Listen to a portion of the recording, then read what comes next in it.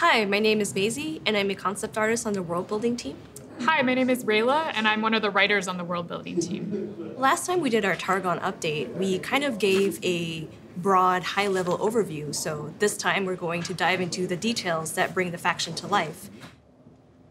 As you might know, Mount Targon is located far away from any major civilization. The mountain itself is formed not just by geological processes or tectonic plates pushing against each other. It's actually formed by magical forces pulling the mountain upwards from the top. So all across Runeterry, people have heard of this legendary mountain and the brave souls who have managed to climb it. So throughout Runeterry's history, there have always been those who have felt the calling to make the pilgrimage to Mount Targon.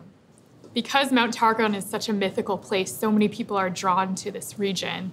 They see the divine celestial patterns in the rock, and many people believe that the shapes in the rock could not have been formed by any group. They were formed by divine beings.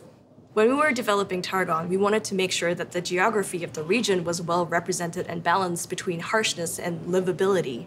So visually, when we first look at Targon, our instinct might be to say this is a faction all about wind and rocks and snow.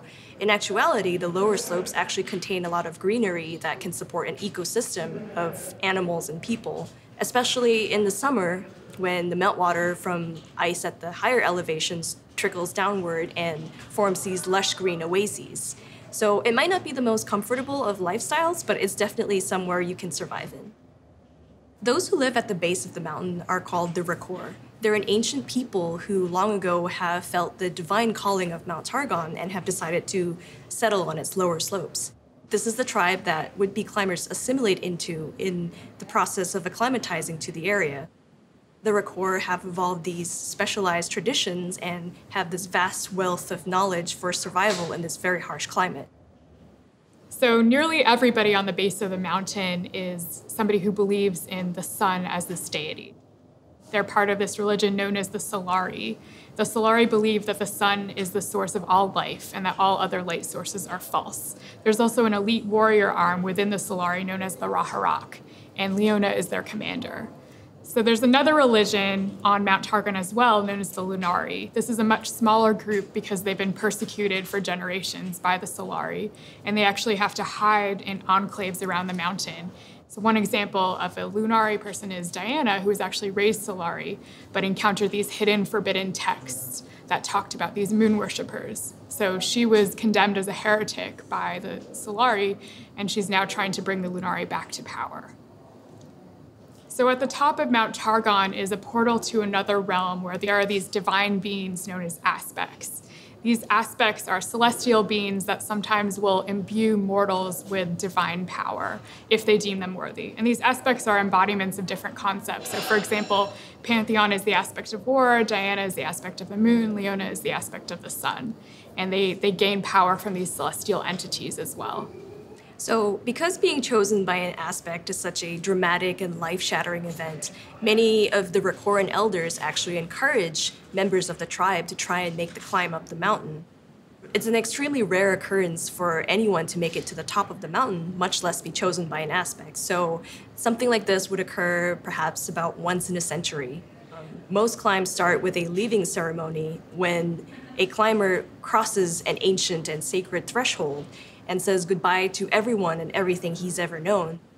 So once we leave the safety of the lower slopes, the climber is going to face a lot of physical hazards like deadly ice and deep crevasses, and they're going to face rapidly intensifying weather.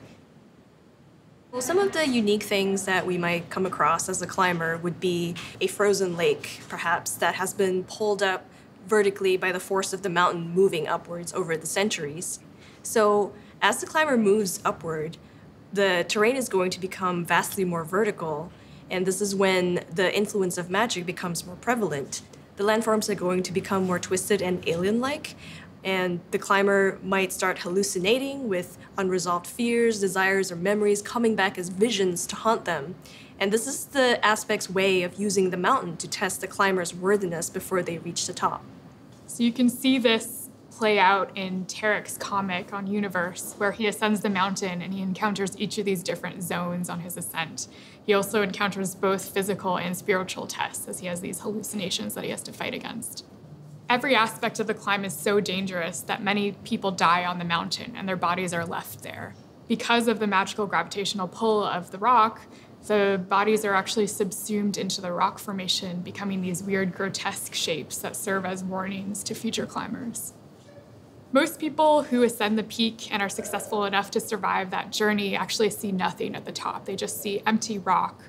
But in the very rare event that a celestial actually does choose that person and deem them worthy to imbue with their power, the mountain opens up at the top, and there's this spectacular light show that everybody on Mount Targon can see from the bottom.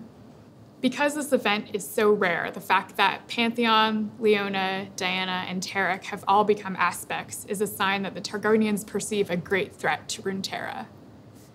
Zoe's a little bit different from the other aspects in that she doesn't ascend the mountain and she doesn't go through a test of the mountain on the ascent. She actually goes through a test at the base of the mountain. She was chosen by this trickster god, this aspect of twilight, and she was chosen because she was kind of this precocious child. And the fact that the aspect of twilight is present on Runeterra now means that great change is coming to the land. We're going to be publishing these new images of Targon on Universe, and we're really excited to welcome our new Targonian champion, Zoe. If you'd like more stories about Leona or Diana, their bios are also available on Universe. Thank you guys for watching, and please leave us your comments. Thank you.